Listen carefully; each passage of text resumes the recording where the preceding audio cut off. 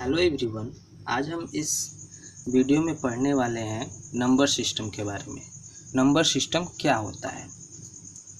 Number system पढ़ने से पहले नंबर की जानकारी होनी चाहिए। तो नंबर से हमें एक ख़ास चीज़ का पता चलता है कि यह किसी भी वस्तु की मात्रा को दर्शाता है, चाहे वो दूरी हो या वज़न हो। इसका हम दूसरे शब्दों में डिफिनेशन भी दे सकते हैं, जैसे कि नंबर वह है जो प्रश्न कितने का जवाब देता है। जिससे प्रश्न कितने का जवाब मिले उसे हम नंबर कहते हैं, उसे हम संख्या कहते हैं। संख्या दो भागों में विभाजित होती है। संख्या मुख्यतः दो भागों में विभाजित होती है। पहला है अलजेब्रिक, दूसरा नॉन अलजेब्रिक। अलजेब्रिक का मतलब बीजीय, नॉन अलजेब्रिक का मतलब अबीजीय। जो अलजेब्रिक नंबर होता है वो अंकों से मिलके बना होता है, जैसे कि 1, 2, √3, 0.3 का रेकरिंग, 1/2 etc। जो नॉन अलजेब्रिक नंबर होता है वो अल्फ़ाबेट से मिलके बना होता है, जैसे कि x, y, z। Algebraic number आगे चलकर दो भागों में विभाजित हो जाता है, real number, imaginary number.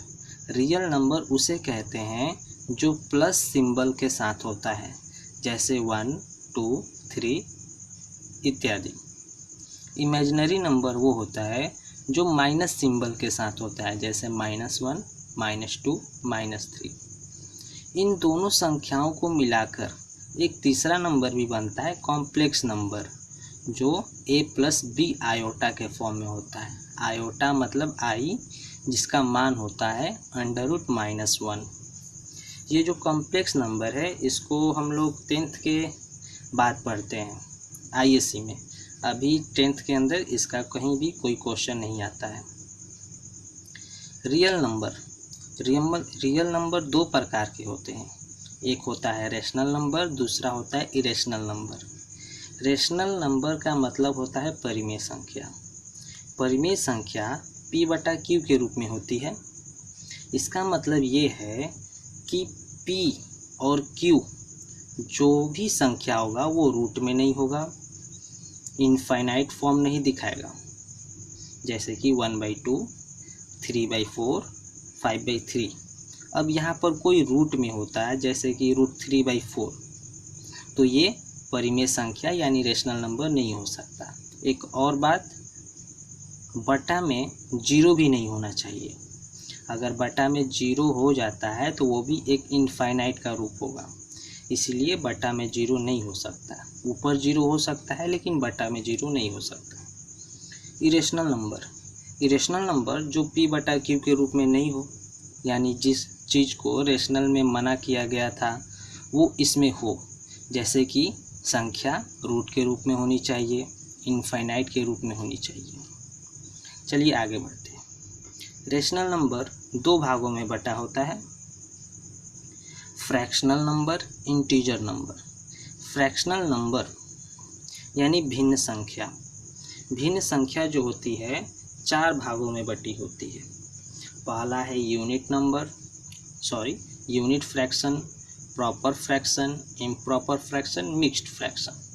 Unit fraction के अंतर्गत वैसे फ्रैक्शन आते हैं, वैसे भिन्न आते हैं जिनका न्यूमरेटर 1 हो, जिनका न्यूमरेटर निश्चित रूप से 1 होना चाहिए, उसको यूनिट फ्रैक्शन कहते हैं। प्रॉपर फ्रैक्शन में न्यूमरेटर जो होता है डिनोमिनेटर से छोटा होता है। इम्प्रॉपर फ्रैक्शन में इसका ठीक उल्टा होता है, यानी इसका न्यूमरेटर बड़ा होता है, डिनोमिनेटर छोटा होता है। मिक्स्ड फ्रैक्शन में एक होल नंबर आ जाता है, जैसे कि इम्प्रॉपर फ्रैक्शन में ऊपर वाला बड़ा और नीचे वाला छोटा, इसी को हम अगर भाग दें तो जो भागफल होता है वो होल के प्लेस पर आ जाएगा, जो रिमाइंडर होता है वो न्यूमरेटर के प्लेस पर आ जाएगा, और जो डिवाइडर होता है वो डिनोमिनेटर के प्लेस पर आ जाता है। तो वहीं जो ये होल वाला फॉर्म होता है इसी को मिक्स्ड फ्रैक्शन कहते हैं। आगे बढ़ते हैं। इंटीजर इंटीजर नंबर जो होता है वो 3 भागों में विभाजित होता है। पहला पॉजिटिव इंटीजर, नेगेटिव इंटीजर और जीरो इंटीजर। पॉजिटिव इंटीजर में वैसे संख्याओं को रखा गया है जिनका सिंबल प्लस हो। नेगेटिव इंटीजर में वैसी संख्याओं को रखा गया है जिनका सिंबल माइनस हो। नेगेटिव इंटीजर को इमेजिनरी नंबर भी बोल सकते हैं। और तीसरे नंबर पर आता है जीरो। जो पॉजिटिव इंटीजर होता है और जो जीरो इंटीजर होता है, इन दोनों को मिलाकर होल नंबर कहा जाता है।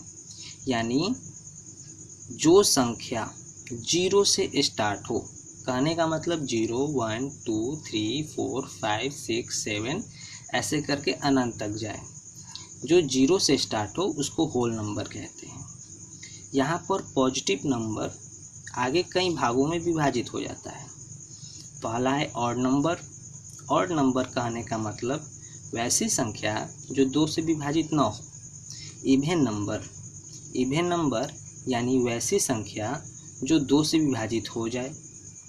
प्राइम नंबर वैसी संख्या जो केवल 1 और स्वयं से विभाजित हो। इसको दूसरे शब्दों में हम ऐसे भी बोलते हैं जिसका गुणनखंड सिर्फ 2 हो। एक तो 1 होता है और दूसरा वो स्वयं होता है। कंपोजिट नंबर वैसी संख्या जो 1 और स्वयं से तो विभाजित हो ही, साथ ही साथ अन्य संख्याओं से भी विभाजित हो, उसको कंपोजिट नंबर कहते हैं। Specific number. स्पेसिफिक नंबर उसको कहते हैं जिसका गुणनखंड सिर्फ 1 हो और वो भी स्वयं। तो इस प्रकार की शर्त के अंतर्गत सिर्फ एक ही ऐसा नंबर है जो आता है, इसलिए स्पेसिफिक नंबर का उदाहरण सिर्फ 1 होता है। चलिए आगे बढ़ते हैं। Irrational number. इरेशनल नंबर 2 भागों में विभाजित हो जाता है। पहला है नॉन डेसिमल नंबर, दूसरा है डेसिमल नंबर। इसके अंतर्गत यानी नॉन डेसिमल नंबर के अंतर्गत रूट वाले नंबर आते हैं, जैसे कि √7, √2। और डेसिमल के अंतर्गत वैसे नंबर आते हैं जो डेसिमल के रूप में दिए गए हों, जैसे कि 0.3 का रेकरिंग, 1.73 ... जो डेसिमल नंबर हैं वो आगे चलकर 2 भागों में विभाजित हो जाते हैं। पहला है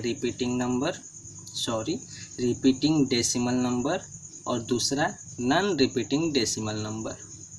रिपीटिंग डेसिमल नंबर में वैसी संख्याओं को रखा गया है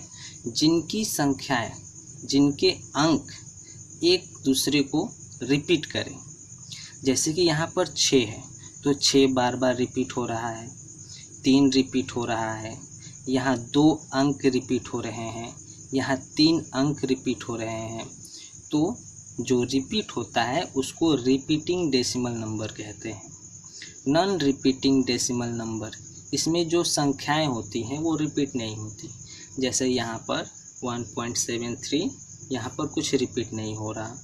4.6784 यहाँ पर भी नहीं हो रहा, इत्यादि इसके एग्जाम्पल हैं। लास्ट नंबर आता है परफेक्ट नंबर। परफेक्ट नंबर उसको कहते हैं जिसके फैक्टर्स को अगर हम जोड़ें तो वो स्वयं का दोगुना हो जाए। जैसे कि 6 का फैक्टर 1 है, 2 है, 3 है, 6 है। तो इन सबको यदि हम जोड़ते हैं तो आता है 12, जो कि 6 का दोगुना है। तो इस तरह के नंबर को परफेक्ट नंबर कहते हैं। दूसरा एग्जाम्पल है 28, जिसके फैक्टर को जोड़ने पर 56 आता है, जो 28 का दोगुना है। चलिए आज के लिए इतना ही। नमस्कार।